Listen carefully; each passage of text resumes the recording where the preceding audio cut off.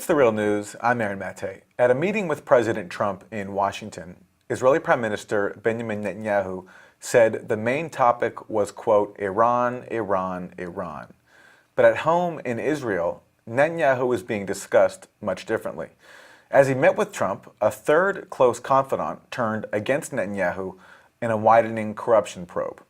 Nir Hefetz, known as Netanyahu's spin doctor, agreed to hand over recordings of Netanyahu and his wife Sarah as part of the at least 3 criminal cases against him. Well, before this news broke, I sat down with the veteran Israeli journalist Gideon Levy, a columnist for Haaretz. We spoke in Washington ahead of the annual AIPAC summit, which Netanyahu attended before going on to the White House and meeting President Trump. Now, Levy was in town to give the keynote address at a counter-AIPAC summit, and I began by asking him about Netanyahu's domestic troubles. Many of Netanyahu's opponents think that this will lead to his downfall. Do you think that they have reason to be optimistic? They have reason to be optimistic if you really think that after Netanyahu, Israel will go to a new way with a new horizon and a new policy. I'm not one of them. I think that Benjamin Netanyahu has to resign. I think it will apparently happen. It's a question of time, and it might take more time because this man is not going to resign by himself. But by the end of the day, one should ask himself, and what's next? And unfortunately, the candidates who are going to replace him are not very promising either. Why do you say that? Because by the end of the day, in Israel, there is no Israeli statesman who really understands that the occupation is the core issue, and putting on an end to the occupation is crucial for the future of Israel. Israel and its politicians are dealing with minor issues, and corruption is not minor. But the real corruption of Israel is the occupation, not the stealing cigars and champagne. So you should fight the small corruption. But when it becomes the exclusive battle, then it's a reason for worry. Can you explain that gap between the reality of the occupation and the reality inside Israel, where, as you say, it's not even on the agenda? I cannot recall one society which lives in such denial like the Israeli society. Anyone who comes over can't believe it. In which denial we live there in Tel Aviv, in Jerusalem, in Haifa, and other places. The occupation is totally not on the table anymore. Nobody deals with it. Nobody cares about it. As if this big elephant which sits in our room does not sit there because we don't look at it. And by the end of the day, anyone who comes from the outside is amazed because the occupation is still a big issue all over the world, except of one place in the world, Israel. In Israel, the occupation is not such a big deal. As a matter of fact, it's not even an issue. Many even deny that there is an occupation, as many deny that there is a Palestinian people. This is unbelievable. In your speech today, you talked about the Israeli mentality, what you think underpins this ability to ignore the suffering of the people literally right next door, in which their government is causing, their government is occupying. What is that force? What is in the Israeli psyche that allows them to dismiss Palestinian human rights and to just ignore the issue? That's the only way to maintain the occupation. Because you and me know that the Israelis are not monsters. They're normal people, by and large. It's very hard to live in peace with a reality like the reality in the occupied territories, with all the brutality, the racism, the militarism, the way you handle human beings like garbage. It's very hard to live in peace with this when it is on a daily basis, half an hour away from your home. So Israel had defended itself with some kind of walls of denial. And the media is the main actor in creating those walls of denial. And we just live in denial, denying there is a Palestinian people, denying there is an occupation, denying that international law implements on the occupied territories, denials that the Israeli army is committing crimes on a daily basis, and creating ourselves a bubble in which we feel protected, we don't ask too many questions, and have very little moral doubts. Only like this you can maintain an occupation for 50 years. One symbol of Palestinian resistance that has managed to reach public consciousness here in the U.S., which doesn't happen very often, is the Tamimi family. So you have young Ahed Tamimi, this Palestinian teenager.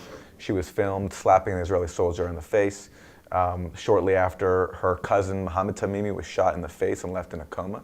She is still in an Israeli military prison, although that was months ago now. It was in December. Now we're in March. Just this week, the Israeli military claimed that Mohammed Tamimi had confessed, quote unquote, that it was not an Israeli assault that left him in a coma with serious brain injuries and his face wounded, but actually that he fell off his bike. Was that, well, first of all, can you explain what happened there with that story? And did that story convince Israeli society? Do people believe that story? If you want to prove to how low did Israeli society get, the Tamimi story is the story.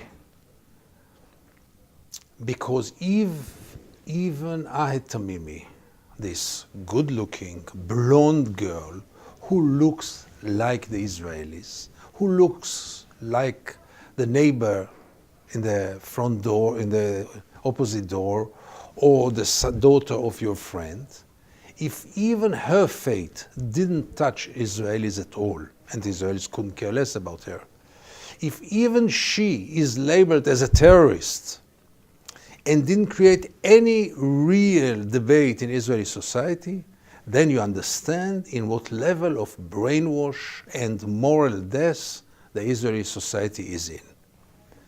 Ahed Tamimi, I know her, I know her family. I met Muhammad after he was shot. This is a fighting, remarkable family. They fight. I mean, Ahed Tamimi was fighting the occupier with naked hands. Soldiers came to her home 1 hour after other soldiers shot her cousin 50 meters away from her home. She tried to slap the soldiers. This is all what she had done. And in Israel, she's labeled as an enemy, as a cruel girl, as a terrorist, as someone who should spend the rest of her life in jail. Even liberals? Even liberal Israelis? Who are liberal Israelis? There are some liberal Israelis, but the real liberals are much less than those who claim that they are liberals. Because those who claim that they are central left, by the end of the day, they are the biggest supporters of the occupation. They say, let's put an end to the occupation, but we don't have a partner. Let's put an end to occupation, but not now. What about our security? They have so many excuses why not to put an end to the occupation, that their connection to real liberalism is really incidental. In your own case, you've been a staunch critic of the Israeli government for years. That's led to a very uncomfortable position for you in terms of you've received death threats, you've had to hire a bodyguard to protect you during heated moments. But yet, your own family history is tied to Israel as a refuge of sorts, because your parents came over from Europe in the late 1930s to escape the Nazis. And like many European Jews, Israel was a refuge, it was a home. So do you still, as critical as you are of the Israeli state, do you still feel any connection for Israel as a homeland for the Jewish people? Does any part of you still believe in that? Absolutely yes. My father had no other way to go but to Palestine. He was not a Zionist, by the way, he was not anti-Zionist. But without Hitler, he would have stayed in Europe and spent all his life in Europe. He would never consider coming to Palestine. Same for my mother. But when we talk about them, we should remember that their rescue was on an account of another people. And now it's the time to compensate the other people, to make the big correction. Yes, they had the right to come then because they had no other choice. But they were not a people without a land who came to a land without a people, as we were told. There was someone there. And I always say the Jews are the biggest victims of the Nazi regimes. But also the Palestinians paid the price for the Holocaust. Because by the end of the day, it was all on their account. And if it would have stopped in 48, I wouldn't say a word. If we would have created a just reality after 48, as much justice as you can achieve. You can never achieve total justice, because total justice means that I will leave Israel and all the Jews will leave Israel. Where will they go? You create a new injustice. You create new refugees. So by the end of the day, if Israel would have been taken accountable for the Nakba, if Israelis would understand that they did something very wrong to the Palestinian people and now it's time to correct, to compensate, to apologize, to take accountability. But all this never happened because Israel never stopped the 48 policy. Well, in part two of this conversation, we're going to talk about what could be done from the outside to pressure Israel to finally end the occupation and provide some semblance of justice to the Palestinians as we get to the critical role of the U.S. My guest is Gideon Levy. Join us in part two.